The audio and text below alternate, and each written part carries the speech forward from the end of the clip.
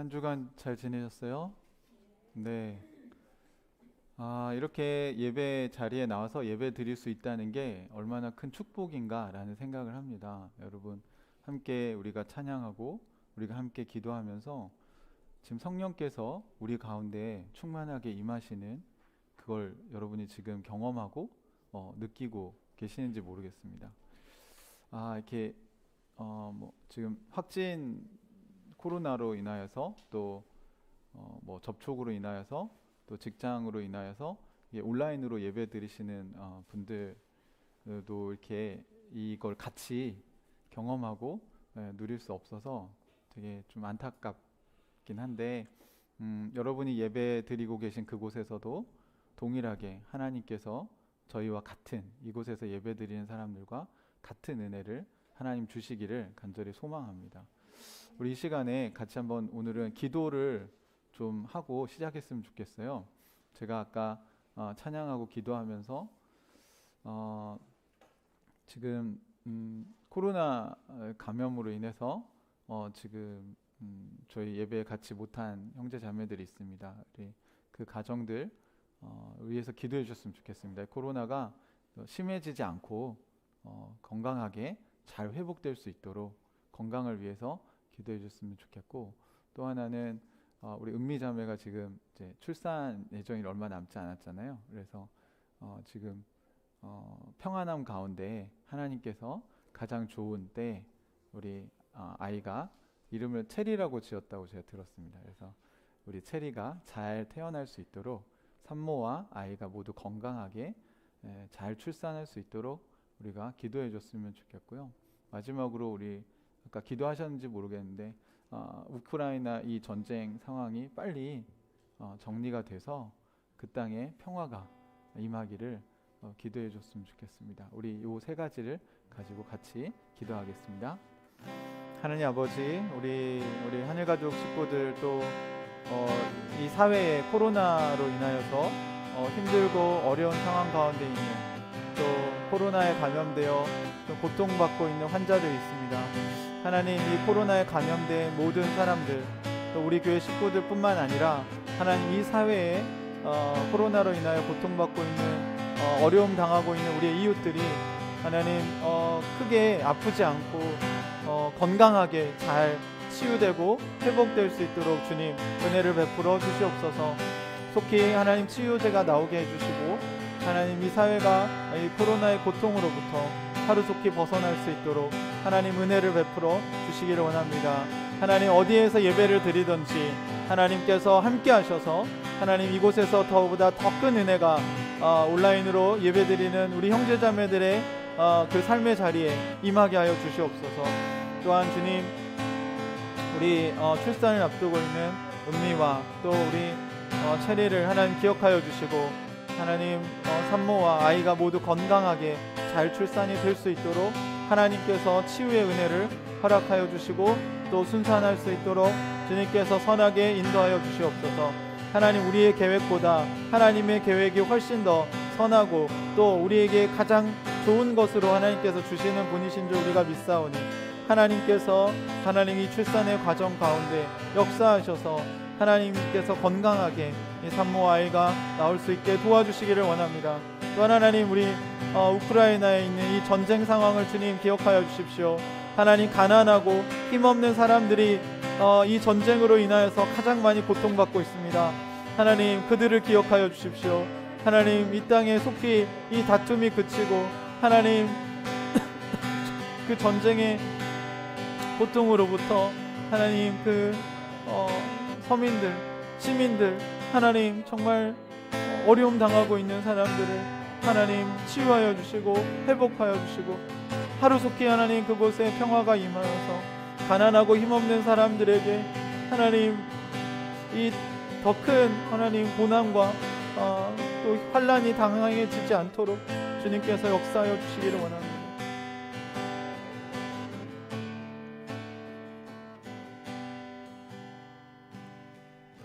평화의 하나님, 오늘 이 아침에 저희가 주님을 찬양하였습니다. 주님의 마음이 이 시간 우리 가운데 있게 해주시고, 그리고 코로나로 고통받고 있는 우리 하늘가족 식구들도 하나님 이 전 세계에 코로나로 인하여서 감염으로 힘들어하고 있는 수많은 이웃들을 주님 기억하여 주십시오. 하나님 그들이 중증으로 가지 않도록 지켜주시고 하나님 이 코로나에 걸린 사람들이 속히 치유되고 회복되는 은혜를 하나님께서 주시기를 원하며 또 하나님 이 사회 이 나라 전 세계적으로 빨리 하나님 이 상황이 종식될 수 있도록 주께서 은혜를 베풀어 주시옵소서. 또한 하나님 출산을 앞두고 있는 우리 은미자매 건강을 지켜주시고 하나님 또한 아이가 하나님이 원하시는 때에 선하게 주님 출산할 수 있도록 산모와 아이의 건강을 하나님께서 지키시고 또 순산하는 과정을 통해 우리 하늘가족 식구들이 새로운 생명의 탄생을 함께 기뻐하고 즐거워하는 일이 속히 오게 하여 주시옵소서. 또한 주님 우크라이나의 전쟁 상황을 하나님께서 알고 계십니다. 하나님 가장 고통받는 사람들은 하나님 전쟁을 일으킨 사람들이 아니라 하나님 그 시민들임을 우리가 알고 있습니다. 가난하고 힘없는 사람들에게 하나님 빨리 이 전쟁이 끝나서 그들에게 평안과 자유가 임하게 하여 주시옵소서. 주님께서 이 다툼을 그칠 수 있도록 하나님 은혜를 베풀어 주시기를 간절히 소원합니다. 오늘 이 아침에 우리가 그 하나님을 예배합니다. 평화의 하나님 우리에게 임하여 주셔서 우리를 다스려 주시고 이 예배를 받아 주시옵소서. 예수 그리스도의 이름으로 기도합니다. 아멘. 아멘. 예, 오늘 우리 벌써 2월 마지막 주일이 되었습니다. 시간 잘 가죠? 네. 네, 저도 거의 시속 50km에 가깝게 가는 것 같습니다. 오늘은 우리가 하나님 나라의 보물을 우리가 이렇게 지금 찾기 하고 있는데 네 번째 시간인데요. 오늘 세 번째 보물을 우리가 같이 나눠보려고 합니다. 여러분 우리가 하나님께서 주신 이 세 번째 보물이 무엇인지 오늘은 에베소서 말씀을 통해서 우리가 같이 나누도록 하겠습니다. 에베소서 2장 18절부터 22절까지 말씀을 같이 보겠습니다. 신약성경 제가 가진 성경엔 273쪽에 있습니다. 에베소서 2장 18절부터 22절까지 말씀입니다.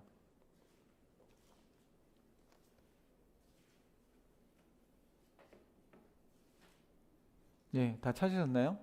네, 온라인으로 예배 드리신 분들 다 찾으셨죠? 네.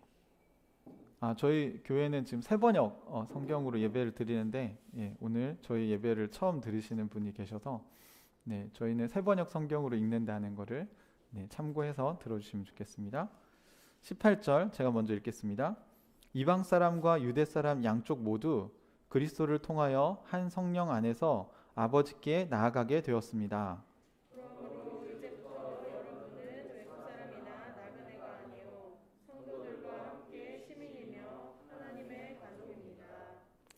여러분은 사도들과 예언자들이 놓은 기초 위에 세워진 건물이며 그리스도 예수가 그 모퉁이 돌이 되십니다.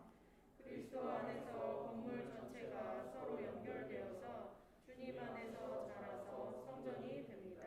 같이 읽겠습니다. 그리스도 안에서 여러분도 함께 세워져서 하나님이 성령으로 거하실 처소가 됩니다. 아멘. 예. 하나님께서 주시는 보물은 무엇일까? 우리가 첫 번째 보물로 우리가 하나님의 자녀가 되었다. 그리고 하나님의 자녀로 용납됐다라는 거예요. 사람들이 우리 자신도 자기 자신도 용서하지 못하고 자신의 부족함을 용납하지 못하는 사람도 많은데 하나님은 우리를 있는 모습 그대로 받아주셨다는 겁니다. 여러분 이 사실을 믿는 것이 얼마나 큰 축복인가 모릅니다. 여러분 이것을 받아들일 때 진짜 자신의 건강한 자존감을 갖게 됩니다. 이게 나는 뭐 잘난 사람이야. 여러분이 아무리 그거를 설득한다고 해서 그게 되지 않아요, 여러분. 신이 우리를 온전히 받아들여 주셨는데 인간인 우리가 왜 우리 자신을 온전히 사랑하지 못하겠습니까? 하나님의 용납을 믿을 때 우리 자신을 용납할 수 있게 되는 것이죠. 그리고 우리 자신을 용납할 수 있을 때 옆에 있는 이웃도 용납할 수 있는 것입니다. 그러면 우리의 눈이 바뀌게 돼요. 비교하고 경쟁하고 시기하고 질투할 필요가 없어지는 거예요. 그것이 하나님 우리에게 주신 첫 번째 축복임을 말씀드렸습니다. 두 번째 보물은 뭡니까? 우리가 그리스도 안에서 새로운 피조물이 되었다는 것입니다. 새로운 사람들이 되었다는 거예요. 사람들은 대부분 사람은 변하지 않을 거라고 믿고 있습니다. 그게 하나님을 믿지 않는 사람들이 갖고 있는 생각입니다. 그런데 교회 안에 있는 사람들도 어느 순간부터는 사람이 변하나? 사람 안 변하지? 이런 확신을 가지는 것 같아요. 그런데 우리가 지난번에 고린도후서 말씀을 본 것처럼 그리스도 예수 안에 있으면 누구든지 예외 없이 어떤 일이 일어나요? 새로운 사람이 된다는 것입니다. 그리스도 안에서는 그 일이 가능하다는 거예요. 그러면서 옛것은 지나갔고 보라 새 것이 되었다. 다시 표현하면 옛사람은 예전에 있던 내가 가진 그런 잘못된 모습들은 이제 지나갔고 이제부터 어떤 사람이 될 수 있다고요? 새로운 사람이 될 수 있는 자격이 생겼다는 것입니다. 그러니까 새 것이 되었다 하니까 갑자기 뭐가 이렇게 마법처럼 샥 리뉴얼 되는 거라고 착각하시는데 그게 아니에요. 하나님 나라의 시제를 잘 아셔야 되는데 우리는 그리스도 안에서 새로운 사람이 될 수 있는 신분, 자격을 얻었다는 것입니다. 그럼 이제부터는 어떻게 살면 돼요? 새로운 사람으로 살면 된다는 걸 믿으셔야죠. 그 믿음을 붙잡는 것입니다. 뭐 미국 시민이 되는 게 뭐 좋은 건지 모르겠는데 그냥 예를 들자면 여러분이 만약에 미국 시민권을 얻었어요. 그러면 바로 미국 시민이 되나요? 시민이 되죠. 네. 근데 미국 사람의 문화, 영어가 금방 되나요? 또 먹을 게 갑자기 체질이 바뀌나요? 그렇진 않죠. 하지만 미국 시민으로서 이제 누릴 수 있는 자격을 다 갖췄어요. 예, 아이디 카드를 내면 신분증을 보여주면 여러분은 이제 비자 없이 들어갑니다. 미국을. 왜요? 미국 시민이니까. 그걸 믿어야죠. 네. 세게 믿든 약하게 믿든 시민권을 얻은 사람은 비자 없이 들어가요. 그걸 두려워할 필요가 더 이상 없습니다. 우리는 이미 하나님 나라의 시민이 되었다는 거예요. 그러니까 이제부터 우리는 새로운 신분을 가지고 이 땅에서 살아간다는 것입니다.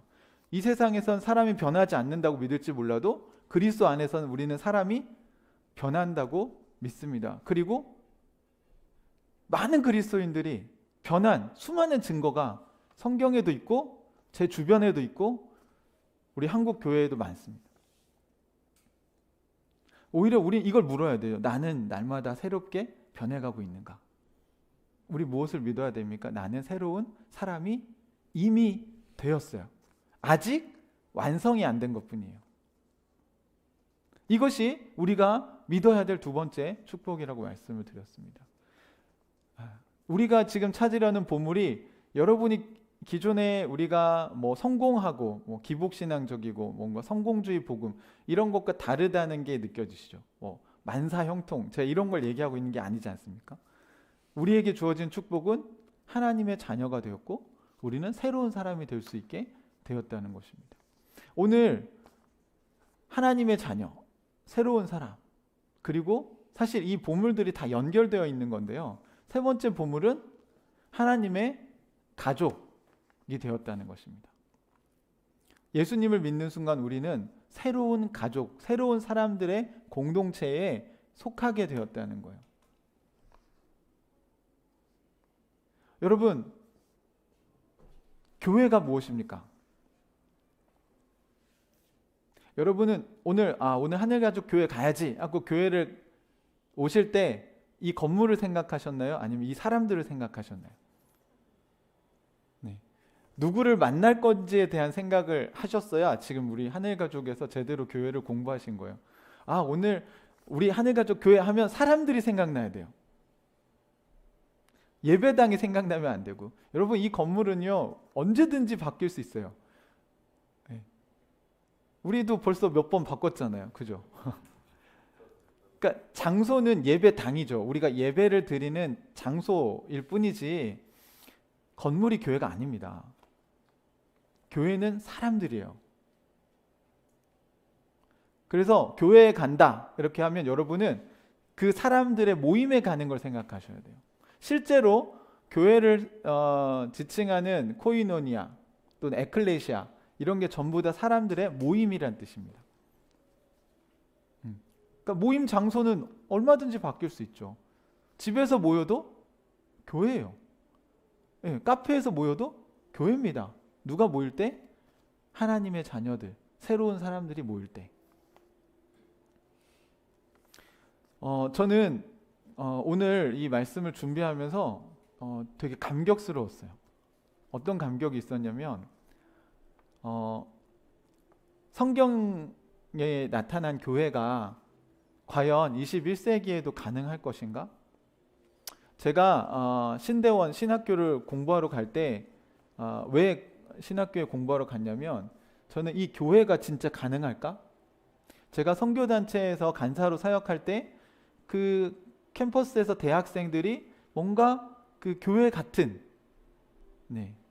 같이 도서관에서 공부도 하고 또 같이 커피 마시면서 말씀 묵상 큐티한 것도 나누고 또 저녁 시간이 되면 같이 기도하러 가고 또 시간이 남는 사람들은 운동장에서 같이 족구도 하고 농구도 하고 그리고 밥도 시간이 서로 맞으면 학생 식당에서 같이 밥도 먹고 캠퍼스 곳곳에서 1대1로 만나서 원투원 하고 성경 공부하고 그곳이 마치 하나님 나라 같다는 생각이 들었어요.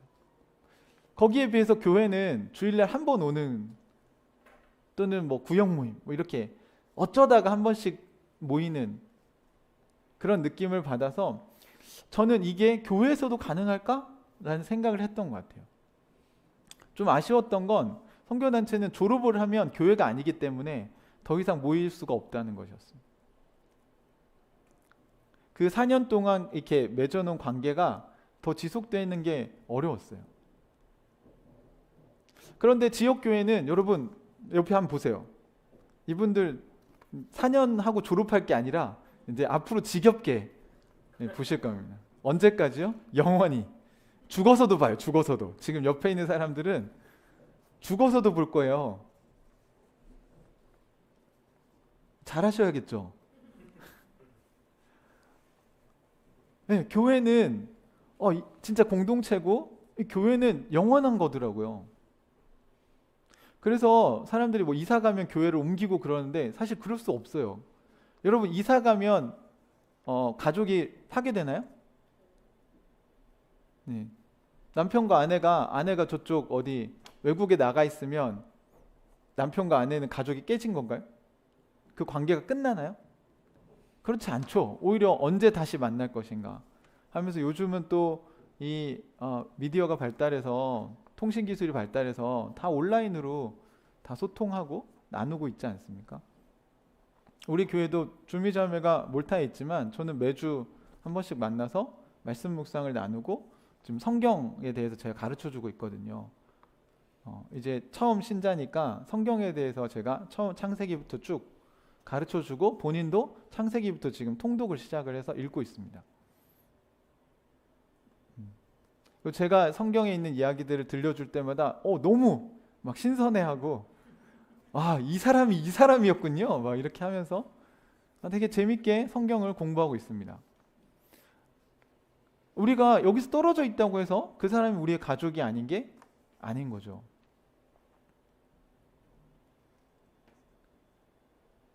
그런데 이 교회라는 이 본질, 초대교회 우리가 흔히 얘기하는 또는 1세기의 교회들이 가졌던 그 공동체, 날마다 떡을 떼고 집집마다 from house to house 누구의 집에서 누구의 집으로 옮겨 다니면서 그들은 같이 식사 교제를 하고 예배를 드리고 같이 기도하고 같이 하나님 나라를 위해서 살기로 결심하고 그걸 서로 도와주고 애도 봐주고 때로는 뭐 먹을 것도 나눠주고 또 어려운 형편에 있는 사람이 있으면 서로 자기 것을 자기 거라 생각하지 않고 돕고 이게 과연 사도행전 성경에만 나오는 교회일까? 이 1세기 교회의 정신이 21세기에도 과연 실현 가능한 것인가? 그렇다면 그 교회는 어떤 모습일까? 전 이게 궁금했어요. 그리고 이걸 공부하려고 사실은 신학교를 갔습니다. 제가 신학교를 가기 전에는 한국 교회에 대한 비판 의식이 되게 많았어요. 그래서 이제 그런 거 있잖아요. 선교단체를 하다 보니까 우리는 이렇게 사는데 한국 교회는 왜 이래? 제자훈련도 우리가 잘하는 것 같고, 기독교 세계관도 앞서가고, 신앙훈련도 공동체성도 더 앞서가는 것 같고. 네. 그래서 한국 교회 정말 문제가 많다. 늘 이런 입장이었는데, 제가 신학교에 가서 이제 이런 그 1세기 교회의 모습을 지향하는 그런 목회자들의 모임을 같이 나가고 그런 교회들을 방문하면서 회개하기 시작했어요. 여러분, 한국 교회는 여러분의 눈에 보이는 대형 교회들만 있는 게 아닙니다. 우리 교회처럼 알려지지 않은 정말 작지만 건강한 교회들이 많이 있습니다. 우리 교회보다 훨씬 더 성경적으로 살아가는 교회들이 많아요. 저는 그 모습을 보고 엄청나게 큰 도전을 받았습니다. 그리고 나서 이것이야말로 성경에서 하나님이 꿈꾸시던 것이었구나. 여러분, 하나님의 꿈이 무엇이라고 생각하세요? 하나님 무엇을 꿈꾸고 계신 것 같으세요?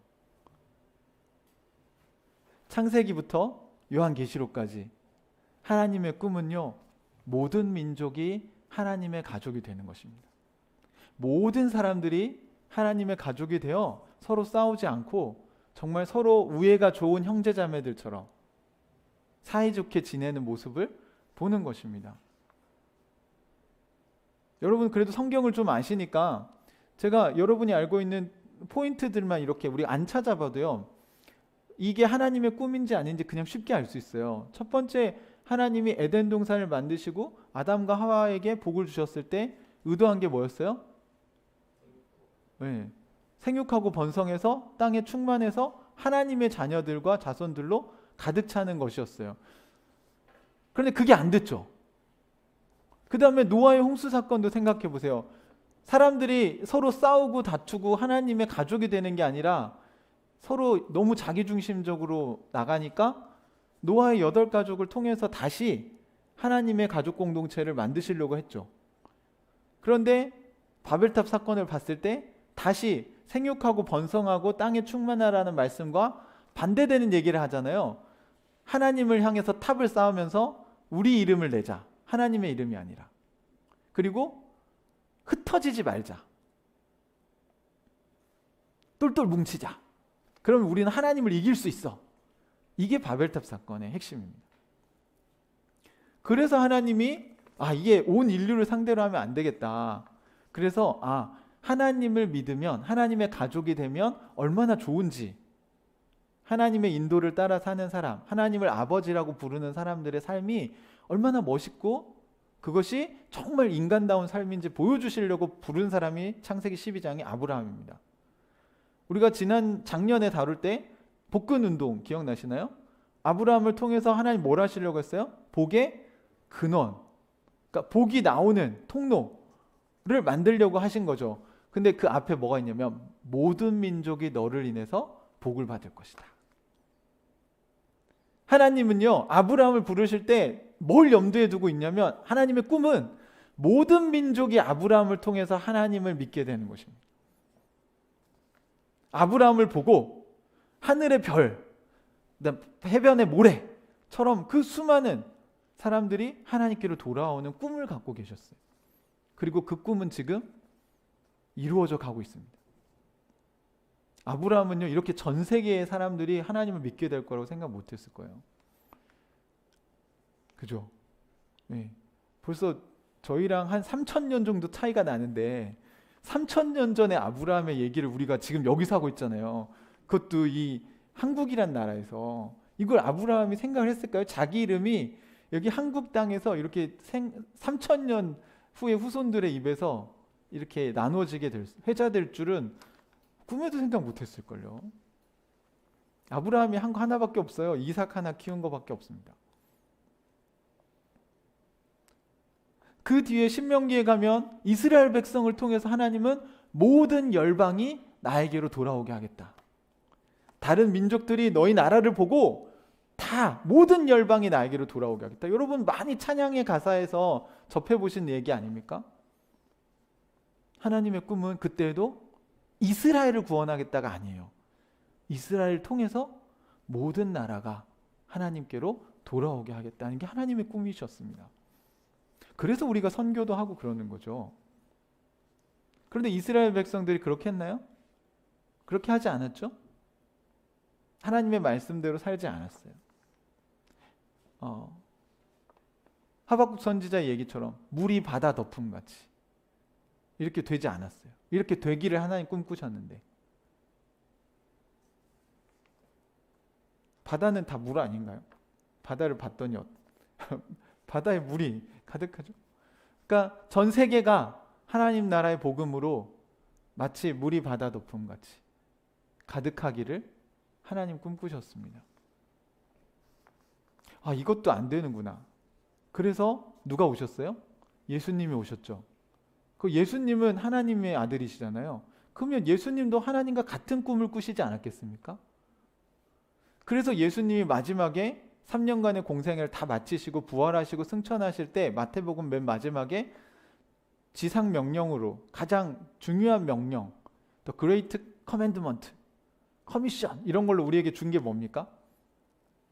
너희는 가서, 그 다음에 오늘은 그 다음 단어가 중요한데, 너희는 가서 모든 족속으로 제자를 삼아. 예외가 없어요. 예수님도 하나님의 꿈을 아셨어요. 너희가 할 건 뭐냐? 이스라엘이나 구원해라. 이게 아니에요. 그냥 너희끼리 모여서 신앙생활 열심히 해라. 그게 교회의 존재 목적이 아닙니다. 하나님의 꿈은 무엇이었습니까?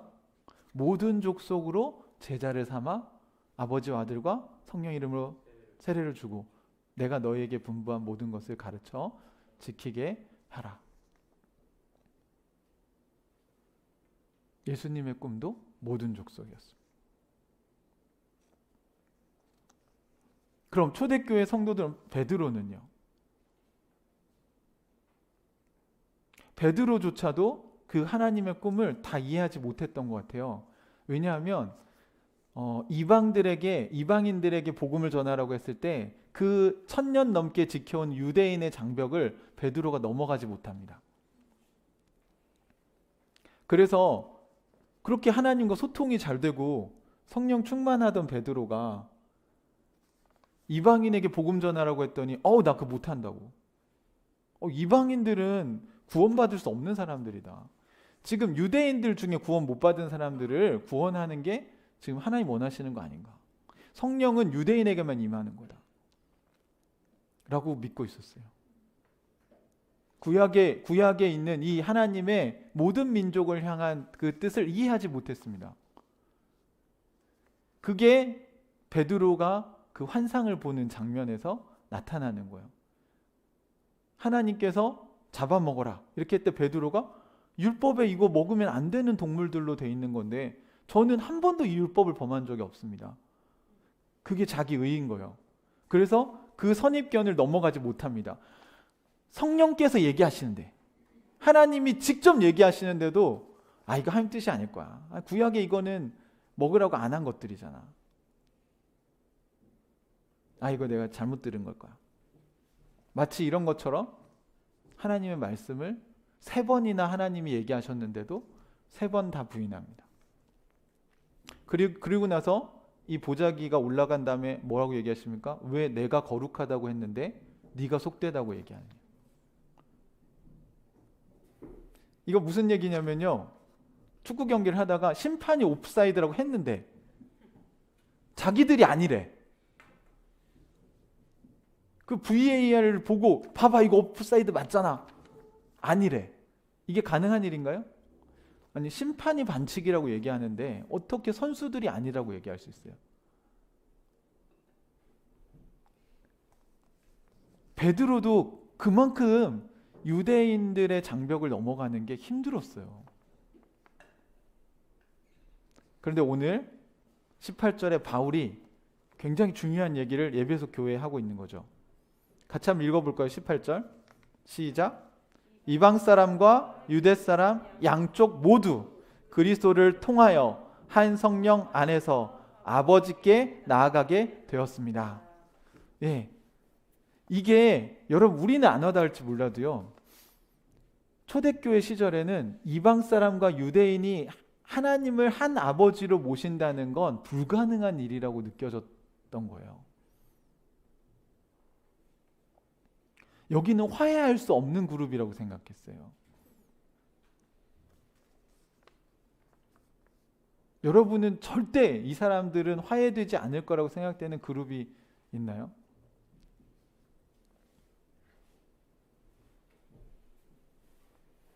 근데 여러분, 하나님 나라에서는 그게 이루어진 것입니다. 예배소 교회에는요, 이방인과 유대인이 함께 하나님을 예배했습니다. 같이 예배를 드렸대요. 같이.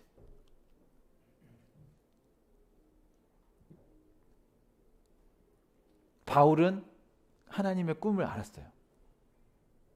그래서 바울은 자기가 죽기 전에 로마로 가기를 원했습니다. 왜냐하면 그 당시엔 모든 길이 로마로 통하던 시대였기 때문에 그렇습니다.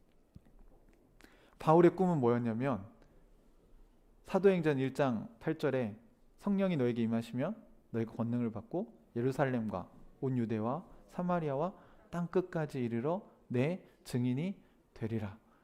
이거 베드로가 받은 말씀이잖아요. 120명이 거기 마가다락방에서 기도하면서 예수님이 승천하실 때 제자들에게 그 말씀을 주셨단 말이에요. 그래서 그 말씀을 믿고 이 사람들이 기도하게 된 거거든요. 예수님이 부활하시고 승천하시기 전에 마지막으로 하신 얘기가 사도행전 1장 8절에 있는 얘기입니다. 종말이 언제 올지 모르지만 그건 너희가 알 바가 아니다. 하지만 성령이 임하시면 너희가 땅 끝까지 증인이 될 거야. 사마리아까지는 베드로가 갔거든요. 근데 이걸 못 넘어가는 거예요. 그걸 넘어간 사람이 바울입니다.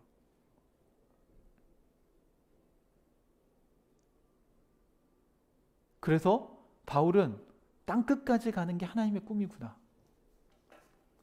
이 모든 사람들을 하나님의 가족으로 만드시는 게 하나님의 꿈이구나. 믿었어요. 믿어서 거기에 자기의 삶을 헌신한 것입니다. 그래서 오늘 이거를 너무 중요하게 얘기하고 있는 겁니다. 이제 이방 사람, 유대 사람 양쪽 모두 누구를 통해서? 예수 그리스도를 통해서. 이 말은 여러분 예수 그리스도가 증거라는 거예요. 예수님의 십자가가 우리를 하나 되게 하신 것입니다. 예수님은 유대인들을 위해서만 돌아가신 게 아니에요. 온 인류를 위해서 죽으신 겁니다. 그래서 우리도 이방인인 이스라엘 사람이 아닌 우리도 예수님의 죽으심이 우리를 하나님 나라에 들어갈 수 있게 만들어주는 근거, 증거.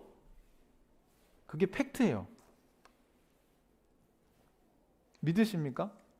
여러분 이게 우리가 하나님이 우리를 사랑하신다는 유일한 증거입니다. 그래서 그리스도를 통해서 그걸 믿으면 무슨 일이 일어납니까? 한 성령 안에서라는 표현이 그 다음 나오죠. 그러면 성령이 우리 안에 들어오신다는 겁니다. 아, 예수님이 우리를 하나님 나라 백성이 되게 해주셨군요. 예수님 우리 때문에 돌아가셨군요. 예수님이 우리를 위해서 하나님께 나아갈 수 있는 길을 열어놓으셨군요. 라고 믿고 그럼 저는 하나님 나라의 백성이 되겠습니다. 예수님을 주님으로 인정하겠습니다. 이렇게 하면 우리 안에 누가 들어오신다고요? 성령님이 들어오신다고요. 그러니까 성령님이 들어오는 길을 내시려고 예수님 죽으신 거예요. 그렇죠? 그러면 성령님이 우리 안에 들어오셔서 우리를 어떻게 만드실까요? 우리를 하나 되게 하신다는 겁니다. 오늘은 한 성령 안에서. 그러니까 사실은 교회 안에 다툼이 있으면 안 되죠. 교회는 예수님이 머리고 몸이라고 성경에서 비유했는데 여러분 자기 몸끼리 혹시 싸울 때 있으세요? 혹시 오른손 주먹이 여러분 얼굴을 막 치고 막 이럴 때 있으세요? 네. 왼발과 오른발이 막 서로 다른 길로 가려, 막 얘는 이쪽으로 가고 얘는 이쪽으로 가고 막 이렇게 할 때 있으세요? 그럴 수 없는 거예요. 그럼 뭐가 문제일까요? 이게 뇌로부터 오는 그 명령 체계가 뭔가 몸에 문제가 생겼을 때 그런 일이 일어날지 몰라도 머리하고 몸이 연결되어져 있는 건강한 몸에서 다툼이 일어날 수 있나요? 없죠. 그럼 우리는 왜 그런 일이 일어날까요? 한 성령 안에 있지 않기 때문에 그래요. 성령이 뭐라고 얘기하시는 거에 집중해야 되는데 자꾸 회의를 하면 자기 경험을 가지고 얘기를 하려고 해요. 베드로처럼 이거는 내 경험상 안 되는 겁니다. 근데 성령께서 뭐라고 얘기하시냐고. 우리 애는 안 바뀝니다. 아니 그거는 당신 생각이고 성령님은 뭐라고 얘기하시냐고. 제가 이거 용서해주면 애가 저를 기어오를 것입니다. 아니 그건 당신 생각이고 성령께서 뭐라고 얘기하시냐고. 성령께서 용서하라고 하면 어떻게 해야 돼요? 용서해줘야 돼요. 또 제가 혼내면 우리 애가 주눅 들어서 애가 이렇게 막 위축될 겁니다. 그건 여러분 생각이고 성령은 뭐라고 얘기하시냐고. 성경에서 뭐라고 얘기합니까? 지혜로운 부모는 아이에게 매를 댄다고 얘기합니다. 훈육은 좋은 거예요. 그런데 문제는 뭐예요? 그걸 비인격적으로 하니까 문제인 거죠. 파괴적으로 화를 내니까 문제인 거죠. 성령의 인도를 안 받고 화를 내니까 문제인 거예요. 예수님은 화 안 내셨어요. 여러분 성경을 잘 보세요. 예수님 분노하시지 않았나요? 성전에 들어가셨을 때 채찍을 휘두르셨어요. 그리고 상을 엎으셨어요. 그래도 되는 건가요? 아니 인격적이신 예수님이? 여러분 잘못 알고 계신 거예요. 인격적이라는 게 뭔지를 여러분 오해하신 거예요. 성경이 말하는 인격적인 건요, 성령의 인도를 따라 사는 것입니다.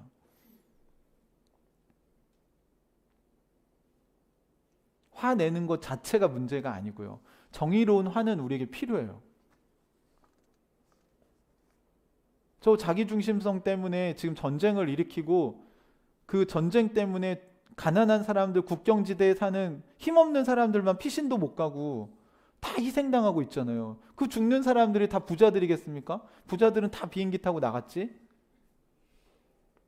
정치적으로 정보력이 있는 사람들이 지금 거기 전쟁에서 희생되고 있습니까?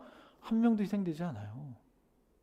자기들이 전쟁을 일으켜 놓고 희생되는 사람들은 그거에 참여하지도 않은, 도망갈 수도 없는, 가난해서 어디로 가지도 못하는 그 사람들이 수백 명씩 죽어나가고 있습니다. 하나님이 이걸 보고 화가 안 나실까요? 저는 하나님 엄청나게 분노하고 계실 거라고 생각해요. 반드시 심판하셔야 된다고 믿습니다. 그 기득권들, 전쟁을 일으킨 장본인들, 그들이 심판 안 받을까요? 이 땅에선 몰라도 죽어서 반드시 심판을 받을 것입니다. 그게 성경에 있는 이야기고, 억울한 죽음을 당한 많은 시민들에 대해서 예수 안 믿었으니까 다 지옥 간다 이렇게 얘기할 수 있나요? 저는 그 죽음에 우리가 알 수 없다고 보고 하나님은 구원받을 사람들을 다 구원하실 거라고 저는 믿습니다. 하나님은 절대 억울하게 하시는 분이 아닙니다. 그건 이미 우리가 창세기에서 아벨과 가인의 이야기에서 다뤘잖아요. 아벨의 죽음에 대해서 아무도 모르게 가인이 처리했지만, 그러나 하나님 뭐라고 얘기하십니까? 땅으로부터 네 동생의 그 부르짖음, 그 억울함, 그 핏소리 내가 다 들었다. 하나님 다 보고 계십니다. 여러분 억울해 하시지 않아도 돼요. 우리가 지금 당장 어떻게 할 수 없는 게 안타깝고, 우린 피조물이니까 우리의 한계가 있지만, 그러나 주님은 그 한계가 없으십니다. 믿으십니까?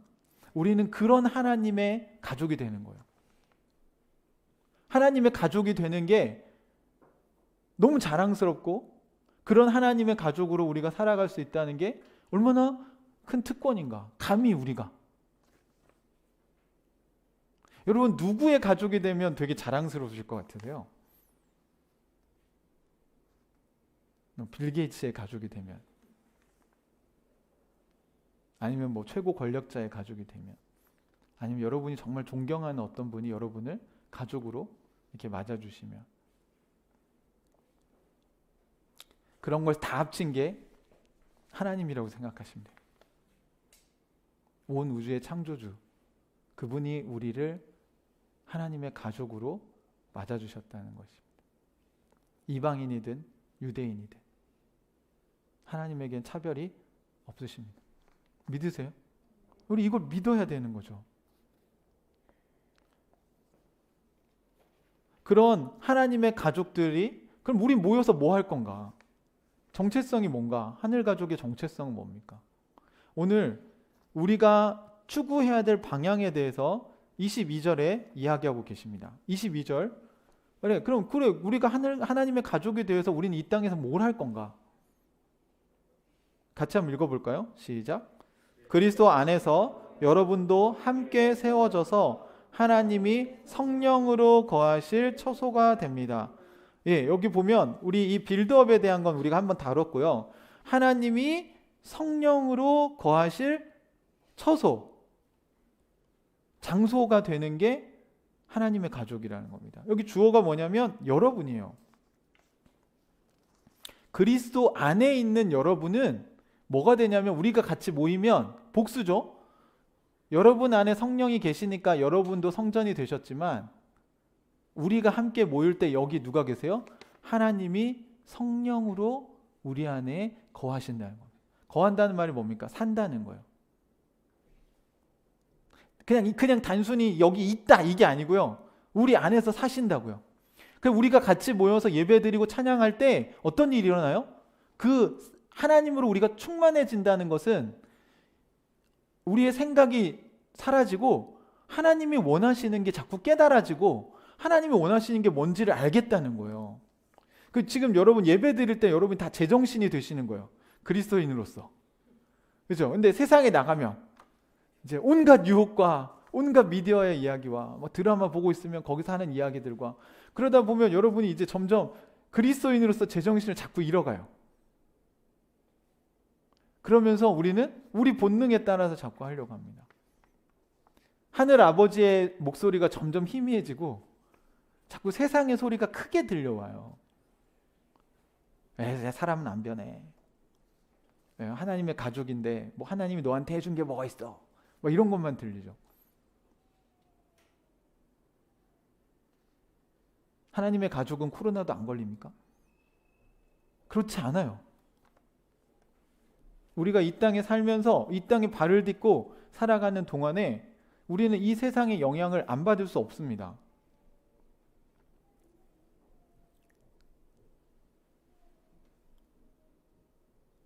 그러나 우리가 하나님의 자녀인 것은 바뀌지 않습니다.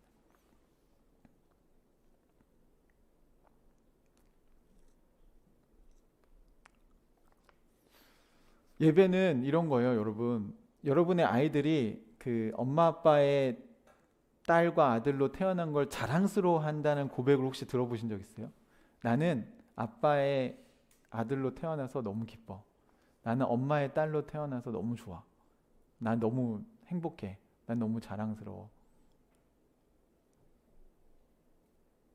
여러분, 그런 말을 들을 때 부모의 마음이 어때요? 저 은유가 제 딸로 태어난 걸 나는 아빠 딸이어서 너무 좋아. 천만 다행이라고 생각해. 다른 집에 태어나지 않은 게.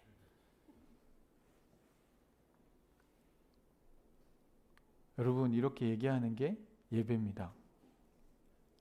와, 우리가 세상의 노예로 살지 않고 하나님의 자녀로 이렇게 살고 예배 드릴 수 있다는 게 너무 자랑스러워요. 하나님, 제가 하나님을 아빠로 부를 수 있다는 게 너무 자랑스럽습니다. 여러분, 이것이 하나님의 자녀들입니다.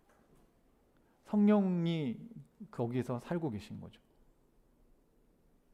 여러분, 그래서 예배는 되게 중요한 거예요. 우리가 모이면 예배 드려야죠. 왜요? 그 예배는 사도신경하고 뭐하고 이렇게 순서를 지켜서 하는 예배도 예배지만, 우리가 모이면 야, 하나님이 이번 주에 나에게 이런 일을 하셨다? 나 이런 걸 깨달았어. 이게 너무 놀랍지 않냐? 말씀 묵상을 여러분 나누시면서 와, 이번 주에 하나님이 저에게 이런 걸 얘기하셨어요. 와, 이런 하나님을 찬양합니다. 와, 다윗도 이런 하나님을 찬양했네. 나도 이런 하나님을 경험하고 있는데.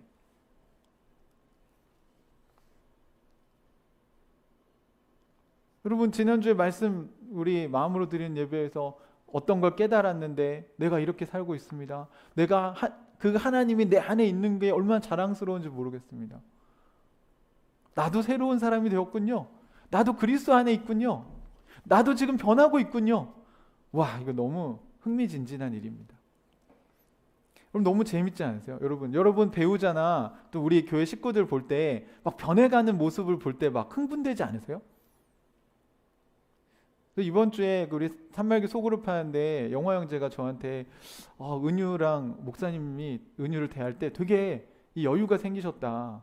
그러니까 그 전까지 제 안에 막 약간 그 짜증이 있었는데 뭔가 하나님이 우리 교회 공동체와 나누면서 하나님의 뜻이 뭔지를 알려주셨고 그 하나님의 관점으로 은유를 다시 보니까 너무 사랑스러운 거예요 이제. 그리고 제가 더 미안한 거예요. 예전에는 야, 너 중학생인데 이거밖에 못해 이런 입장이었다가 이게 이 친구를 내가 도와줬어야 되는구나. 더 사랑해줬어야 되는데 은유에게 잃어버린 시간이 있구나. 나중에 기회가 되면 더 자세하게 제가 나눌 수 있을지 모르겠지만 저희 가정에 어려운 일을 겪고 거의 제가 은유가 초등학교 2학년, 3학년, 4학년이면 우리 교회 꼬맹이들 보니까 되게 어린 애들이잖아요. 그렇죠? 근데 그 시기에 저는 이 아이를 생존시키기만 했지 그러니까 양육자로서 아이의 정서적인 발달, 대인관계 이런 부분에 대해서 제가 신경을 써주지 못한 부분이 있었습니다. 제 여력이 미치지 못했어요.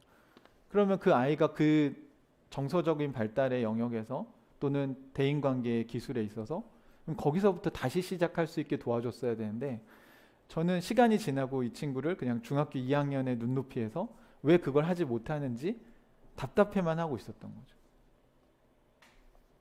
그러고 이렇게 보니까 여러분 배우자들을 보실 때요 그 나이대로 보시면 안 돼요. 네. 어떤 부분은 지적으로는 굉장히 뛰어날 수 있어요.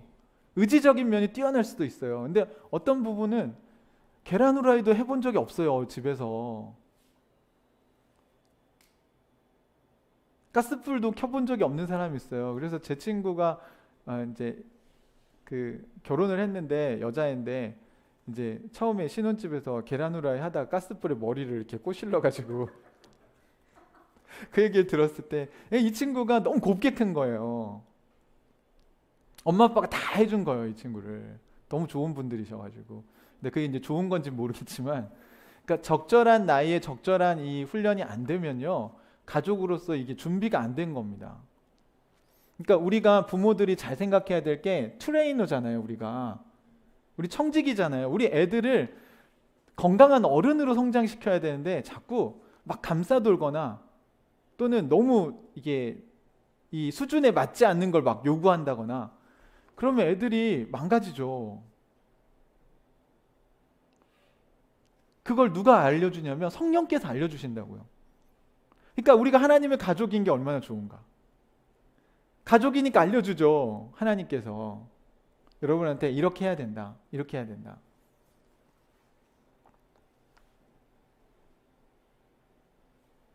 사랑하는 형제자매 여러분, 우리는 우리 육신의 가족도 있지만 하나님의 가족이 되었습니다. 그 하나님의 가족들은 어떻게 만들어집니까? 오늘 이 성령이 거하실 처소가 되기 위해서 20절, 21절에 우리 같이 한번 읽어보시죠. 시작. 그리스도 안에서 건물 전체가 서로 연결되어서 주님 안에서 자라서 성전이 됩니다. 여기 이제 그 앞에 예수님이 모퉁이 돌이다 이런 이미지가 있어요. 지금은 여러분 이제 건축할 때 막 철골 구조로 올라가지만 옛날 집들, 그 이스라엘 집들을 보면 벽돌, 흙벽돌을 이렇게 벽돌을 쌓아가지고 건물을 짓습니다. 그래서 이제 벽돌 하나하나가 서로 예수님을 모퉁이 돌로 해서 연결이 되어 있는 거예요. 그 벽돌들이 서로 연결된다고 나오는데 제가 이게 영어 단어가요. 여기 여러분 성경 제가 설교 안에 써놨지만 네트워킹이 아니에요. 뭐라고 써 있습니까? 네, being fitted. 그러니까 fit라는 단어 아시죠? 네, 핏이 잘 어때요? 핏이 괜찮습니까? 이 핏이 잘 맞아야 아름다운 거잖아요. 근데 이게 죄송합니다. 수동태. 그러니까 네. 수동태 진행형, 그죠? being fitted. 그러니까 이게 서로 맞춰져 가는 과정이 있다는 거예요. 진행형이에요, 진행형. 누구에 의해서? By God. 하나님에 의해서. 그리고 그 다음 성장 growing이라는 단어를 썼어요. 그러니까 이것도 진행형이에요. 누구에 의해서? 하나님에 의해서. 여러분, 우리는 하나님의 가족이라는 특권, 보물을 가지게 되었습니다. 이 보물이 빛을 발하려면 어떻게 해야 돼요? 우리가 성령에 의해서 서로 맞춰져 가야 돼요. 연결된다는 거. 벽돌을 맞출 때 벽돌에 이게 이가 안 맞는데 그냥 막 이렇게 뭡니까? 이렇게 막 불룩불룩 튀어나온 돌들을 그냥 쌓으면 이가 서로 안 맞는데 집을 지을 수 있나요? 없죠. 그래서 어떻게 하죠? 돌을 깎아내죠. 평평하게. 이 깎아내는 과정이 우리가 자기 부인을 해야 되는 영역이에요. 모든 돌 전체를 깨진 않아요. 하지만 성령께서 어떤 부분은 너희가 조금 그건 양보해. 이거는 교회 공동체에 좀 맞춰. 네 스타일대로 하지 말고 자기 스타일을 계속 고집해버리면 이 돌은 그 건물을 지을 때 아무리 다이아몬드라고 해도 쓸모없는 돌이 될 수 있습니다. 다이아몬드가 무슨 소용이 있어요? 지금 그 크기에 맞는 돌이 들어가야지. 무슨 말인지 이해되시죠? 그러니까 여러분이 자기 고집을 계속 주장하면 하나님의 가족을, 건물을 이게 지을 수가 없어요, 여러분. 우리가 맞춰보려고 애를 쓰겠지만 정 안 되면 여러분 그 돌을 아까워도 빼야 될 수도 있어요. 그리고 그냥 다른 돌을 끼워야 될 수도 있습니다. 모양이 거기에 맞는. 그게 처음부터 맞는 게 아니에요. 저도 피티드 돼야 돼요. 이게 깎여 나가야 됩니다. 여러분도 깎아 나가는 거예요. 그러면서 우리 하늘 가족이 점점 되어져 가는 거예요. 제가 오늘 설교를 시작하면서 왜 제가 이 말씀을 준비하면서 감격적이었는가 이제 얘기하자면 이게 되는 것 같거든요. 1세기 교회가 21세기에 가능할까? 다른 교회들은 되네? 근데 우리 교회 나도 진짜 가능할까? 그래서 저한테는 지금 수십 년 동안 무슨 고민이 있었냐면 그냥 되고 있는 교회로 갈까? 나 목사하지 말고 그냥 거기 숟가락을 얹고 싶은 마음이 정말 많았어요. 특히 아내와 사별한 이유는 더 그랬습니다. 안 되는구나 나는. 왜 하나님 자꾸 나에게 이런 부르심을 주셔서 나를 힘들게 하시나. 좀 그 부르심을 걷어가셨으면 좋겠는 거예요. 여러분 저에겐 정말 되게 제 인생 전체를 건 이건 심각한 고민이었습니다. 저는 그런 교회가 되어가고 있는 것들을 봤어요. 그렇기 때문에 그걸 포기할 수는 없었습니다. 여러분은 그런 교회를 경험해보지 못하셨는지 모르지만 저는 한국에 그런 교회들을 봤어요. 그런 교회들은 유명하지 않아요. 다. 그런 교회들은 이렇게 큰 대형 교회 되게 어려워요. 우리가 나들목교회는 그래도 좀 큰 것 같다 생각하지만 여러분 대형 교회에서 나들목교회는요 아무것도 아니에요. 하유 1000명, 10,000명, 20,000명, 몇십만 명씩 모이는 교회가 무슨 1000명 모이는 교회를 보고 대단한 교회라고 생각해요. 우리가 볼 때는 많이 모이는 것 같지만 근데 그 1000명도 어떻게 했어요? 5개 교회로 분리했어요. 왜요? 숫자가 늘면 가족이 안 되거든요. 그러니까 200명, 300명씩 다 쪼갠 거예요. 여러분 이런 교회가 힘을 발휘하겠습니까? 한국 교회가 볼 땐 힘이 없죠. 그렇지만 하나님 나라에서 볼 때 정말 강력한 힘을 가지고 있습니다. 사랑하는 형제자매 여러분, 우리 전주에 우리 하늘가족 교회 같은 하나님의 가족 공동체를 지향하는 그런 교회가 더 많이 생겨나길 바라는데 일단 우리가